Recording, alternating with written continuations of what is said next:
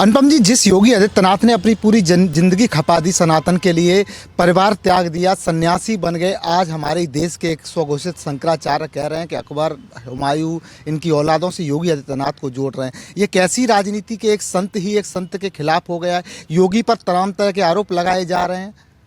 देखिए, सबसे पहले शंकराचार्य के लिए पूरी श्रद्धा है। हर किसी को, पूरे भारत में, हिंदुस्तान में रहने वाले हर किसी की श्रद्धा है। लेकिन उन शंकराचार्य का इतिहास क्या रहा है, उनका भूगोल क्या रहा है, उनकी बाकी चीज़ें जो एक्टिविटी हैं वो क्या रही हैं, किसके लिए रही हैं, सबसे पहले हमको वो समझना पड़ेगा। शुरुआत यहीं से करते हैं कि उन्होंने योगी आदित्यनाथ की तुलना बाबर, औरंगज़ेब, उनके शासनकाल से कर दी। आपको पता है, बाबर, औरंगज़ेब के शासनकाल में कुछ जो लोग ये कह रहे हैं कि ऐसा बाबर ने नहीं किया, ऐसा औरंगज़ेब ने नहीं किया, ऐसा हुमायूं ने नहीं किया, उनको पता नहीं है जब हिंदुओं को जिंदा जला दिया गया था। वो जिंदा जला देते थे और ये लोग सिर्फ कानून का पालन कर रहे हैं। योगी आदित्यनाथ तो कानून का पालन कर रहे हैं ना। अब इसमें कानून का पालन कैसे हो रहा है मैं आपको बताता हूँ। कुछ लोगों ने एक तस्वीर दिखाई कि छत्रप तोड़ दिया, मतलब शंकराचार्य का अपमान कर दिया। जिस मठ के वो हैं, उस मठ में ज़्यादातर लोगों के बीच मतांतर है, मतभेद है कि ये शंकराचार्य हैं या नहीं है। मतभेद किस सिलसिले में है? शंकराचार्य की नियुक्ति कैसे होती है, हमें सबसे पहले ये समझना पड़ेगा। शंकराचार्य की नियुक्ति ऐसे नहीं होती है कि गद्दी पर कोई बैठा है, वो वसीयत किसी के नाम लिख दे और वो शंकराचार्य घोषित हो जाए। शंकराचार्य बनने के लिए एक और योग्यता है कि जो बाकी के 3 शंकराचार्य हैं उनसे भी आपको मतलब मान्यता मिलनी चाहिए। जो अविमुक्तेश्वरानंद जी महाराज हैं, अविमुक्तेश्वरानंद जी हैं, उनको चुनौती किसने दी कि वो शंकराचार्य नहीं? कोई बाहरी आदमी तो था नहीं, शंकराचार्य ही थे। जो पुरी पीठाधीश्वर हैं, जो पुरी के शंकराचार्य हैं, उन्होंने ही तो उन पर सवाल उठाया ना। सुप्रीम कोर्ट मामला किसकी वजह से गया? क्या कोई आम आदमी की वजह से गया? क्या हमारे आपकी वजह से गया? नहीं गया ना। वो भी एक शंकराचार्य की वजह से ही गया। और सॉलिसिटर जनरल उस समय तुषार मेहता होते थे, उन्होंने पैरवी की इसकी कि भाई देखिए, सुप्रीम कोर्ट में इस बात पर बहस चली और दिखाया गया कि खुद शंकराचार्य ने ही चुनौती दी है। अब आते हैं कि इस बात पर कि योगी आदित्यनाथ के खिलाफ शंकराचार्य इतना क्यों है। आपने 4 शंकराचार्यों में से किसको देखा कि कुंभ मेले पर सवाल उठाए? 4 शंकराचार्य में किसको आपने देखा कि राम मंदिर का उद्घाटन हो रहा हो और उसमें वो ये कह दे कि मैं नहीं जाऊंगा? शंकराचार्यों से बढ़कर कोई हो सकता है? नहीं हो सकता ना। योगी आदित्यनाथ की सरकार हो या नरेंद्र मोदी की सरकार हो, जब राम मंदिर का उद्घाटन करने की बारी आई तो सबसे पहले जो न्योता गया वो शंकराचार्यों को गया। लेकिन उनमें से एक शंकराचार्य ने इतने नखरे दिखाए, स्वामी अविमुक्तेश्वरानंद उनका नाम है, वही शंकराचार्य। ये वही शंकराचार्य हैं जो योगी आदित्यनाथ का नाम जहां जाता है पता नहीं क्यों तिल मिला जाते हैं, और राहुल गांधी और अखिलेश यादव का नाम आते हैं उनकी बाँछें खिल जाती हैं। तो जब आप इस तरह की एक्टिविटी करते हैं तो लोगों को ये डाउट होता है, संदेह पैदा होता है कि आप शंकराचार्य क्या किसी पार्टी विशेष के लिए तो नहीं है? शंकराचार्य, जैसे हम कहते हैं कि प्रधानमंत्री पूरे भारत के लिए काम करता है, मुख्यमंत्री पूरे प्रदेश के लिए काम करता है, उसी तरह शंकराचार्य का मतलब क्या है कि आप पूरे सनातन धर्म के लिए काम करेंगे। चेहरा देखकर काम होता है? यहाँ तो पूरा सिस्टम ही चेहरा देखकर चल रहा है। कुंभ मेले के दौरान यानी 2025 में जो इन्होंने किया, एक घटना हुई। घटना प्रशासनिक चूक की वजह से हुई। प्रशासनिक चूक में जिन जिन अधिकारियों के नाम सामने उन पर कार्रवाई हुई, एक्शन हुआ, आपको भी पता है एक्शन हुआ। योगी आदित्यनाथ खुद सो नहीं पाए 2-2, 3-3 दिन तक। इतने मतलब सख्त एक्शन लिए गए कि आज भी कुछ अधिकारी वेटिंग लिस्ट में हैं। उसके बाद आपने ताबड़तोड़ हमले किए, ताबड़तोड़ उसको एक नैरेटिव बनाने की कोशिश की, एक पार्टी विशेष को एक मुद्दा देने की कोशिश की आपने। अब आते हैं इनके इतिहास पर, स्वामी अविमुक्तेश्वरानंद के इतिहास पर। आपको पता है 1992-93 में, अगर मैं गलत नहीं हूँ, अगर साल सही है, तो ये तो खुद स्टूडेंट पॉलिटिक्स में थे। ये कोई संत थोड़ी ना है। अब देखिए, मैं तो सवाल उठाने वाला कोई होता नहीं हूँ, मेरी इतनी हैसियत और कद नहीं है मेरा, लेकिन मैं आपको बताता हूँ संत का इतिहास क्या है। आप तो शुरू से स्टूडेंट पॉलिटिक्स में रहे। आपके गुरुजी स्वामी स्वरूपानंद सरस्वती जी महाराज, उनका इन्फ्लुएंस क्या था? उनका इन्फ्लुएंस था कांग्रेस के प्रति। कांग्रेस को फंड देते थे। जब उन्होंने मांग की, पता है क्या, कि आप वीएचपी को बंद कर दीजिए, बजरंग दल को बैन कर दीजिए। ये स्वरूपानंद सरस्वती की मांग है। वो भी उस समय शंकराचार्य थे। ज्योतिष पीठ के, जिस पीठ के ये हैं, उन्होंने ये मांग की। स्वामी स्वरूपानंद सरस्वती मीटिंग बुलाते थे तो उसमें चीफ गेस्ट कौन बुलाया था आपको पता है? बताइए, अंदाज़ा लगाइए। सोनिया गांधी। सोनिया गांधी के वो भारत में एक हिंदू फैमिली में ब्याह कर आई, लेकिन वो धर्म तो क्रिश्चियन ही मानती हैं। सोनिया गांधी को चीफ गेस्ट बुलाया जाता था और खुलेआम कहा जाता था कि राम मंदिर नहीं बनने देना है। ये कहता कौन था? शंकराचार्य की गद्दी पर बैठे हुए स्वामी स्वरूपानंद जी महाराज, जो इनके गुरु थे। अब उसके बाद सुनिए, 2022 में उनका निधन हो गया।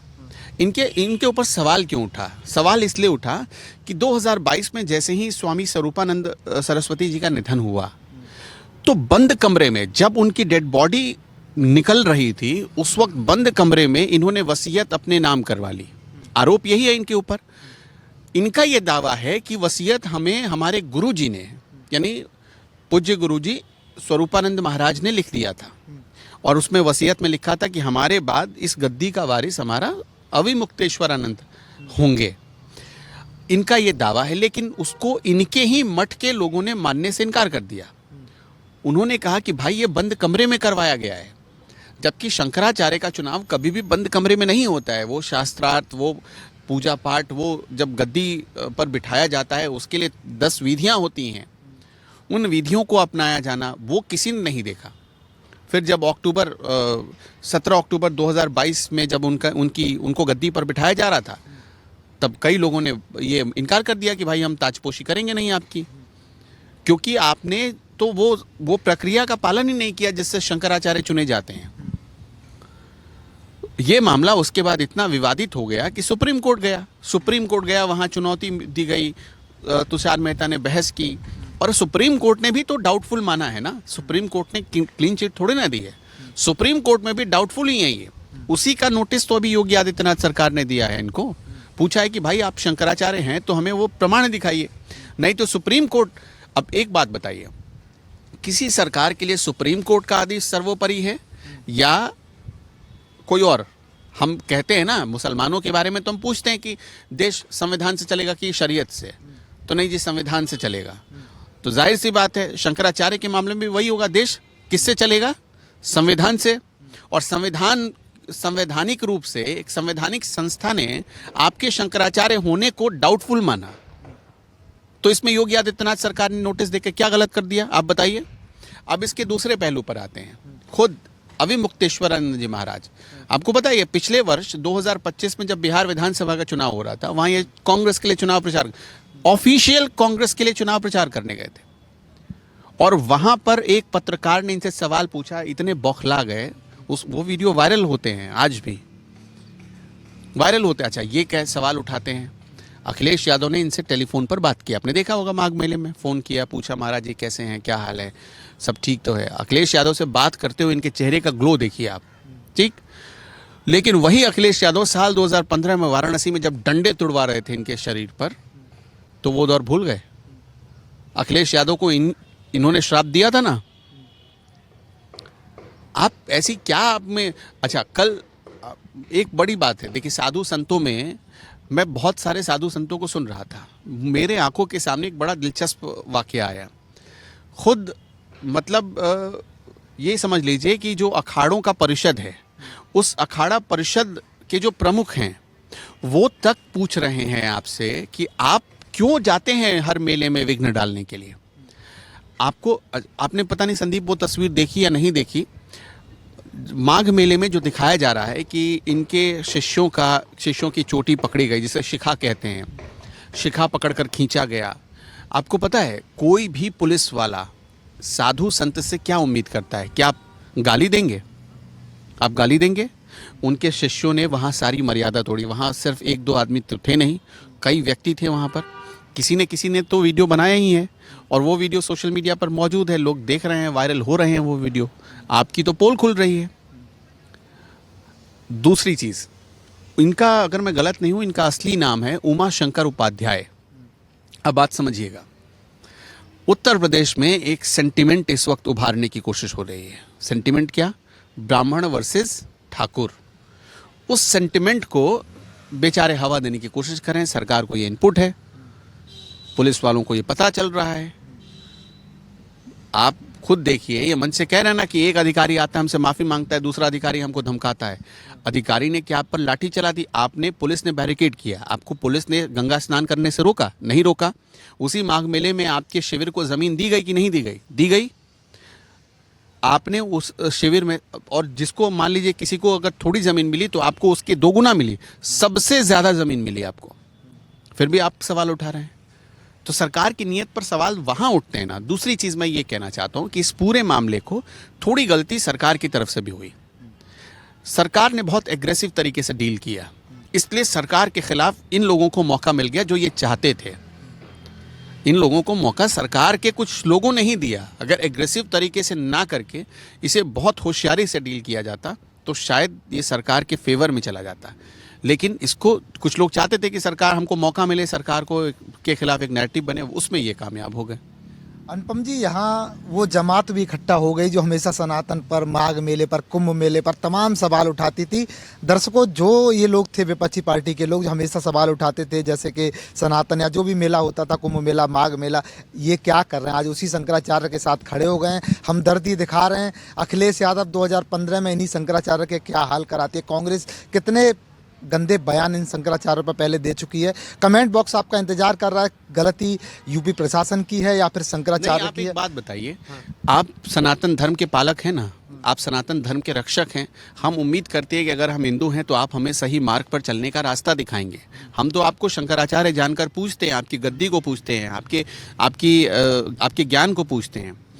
मैं आपसे एक सवाल पूछना चाहता हूँ, अगर इनमें इतनी ही नैतिकता बची है तो जिस कांग्रेस ने राम मंदिर के खिलाफ सुप्रीम कोर्ट में पैरवी की, जिस कांग्रेस के सांसदों ने राम मंदिर के खिलाफ जाकर पैरवी की, जिस पार्टी के पूर्व राष्ट्रीय अध्यक्ष ने कार सेवकों पर गोलियां चलवा दी, क्या आप उन सबको भूल जाएंगे? आप पर लाठी चली तो आप कहते हैं कि अखिलेश यादव ने हरिद्वार कुंभ में आकर हमसे माफ़ी मांग ली, सार्वजनिक रूप से कहा शंकराचार्य शरणम गच्छामि, तो हमने माफ़ कर दिया। लेकिन क्या आपने माफ़ कर दिया उन कार सेवकों पर गोली चलवाने वालों को? क्या आपने माफ़ कर दिया राम मंदिर के खिलाफ सुप्रीम कोर्ट में पैरवी करने वालों को? इसका मतलब ये है कि आपके भीतर सनातन को बचाने के लिए, सनातन की रक्षा के लिए कोई संकल्प नहीं है। ठीक है, मेरा बस इतना ही पूछना है कि हम शंकराचार्यों से यही उम्मीद करते हैं कि जब जब धर्म की हानि होगी आप हमें ये रास्ता दिखाएंगे कि हम उस धर्म को बचाएं कैसे। लेकिन यहाँ तो पता चल रहा है कि आप ही पथभ्रष्ट हो गए हैं, आप शुद्ध रूप से राजनीतिक चोले में आ गए हैं। तो यही है कुल मिलाकर। अच्छा, आपको लगता है कि आपके हठ धर्मिता से योगी आदित्यनाथ झुक जाएंगे? तो देखिए, योगी जब दिल्ली के सामने नहीं झुके तो आपके सामने कैसे झुक जाएंगे? पॉसिबल है? तो यही है, छोटी छोटी बातों का फ़र्क समझना पड़ेगा। तो अनुपम जी, कोशिश तो यही थी इन लोगों की कि केवल शंकराचार्य को टारगेट करके फिर दोबारा से सनातन का भगवा चोरा ओढ़ लेते हैं और दर्शकों को दिखाए। दर्शक अच्छे भले बातें सब समझते हैं। कमेंट बॉक्स आपका इंतजार कर रहा है, कौन यहाँ राजनीति कर रहा है, कौन यहाँ राजनीति खेल रहा है।